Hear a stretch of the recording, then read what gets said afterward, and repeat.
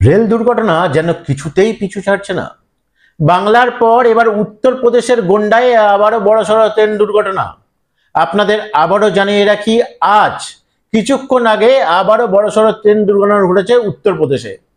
চণ্ডীগড় থেকে ডিব্রুগড়গামী ডিব্রুগড় এক্সপ্রেসের বগি লাইনচ্যুত। প্রাথমিক তথ্য অনুযায়ী 10 থেকে 12টি বগি লাইনচ্যুত হয়েছে।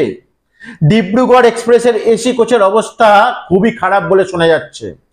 গোন্ডার কাছে ঝিলাই রেল স্টেশনের কাছে লাইনচ্যুত হয়েছে ডিব্রুগড় এক্সপ্রেসের কামরা।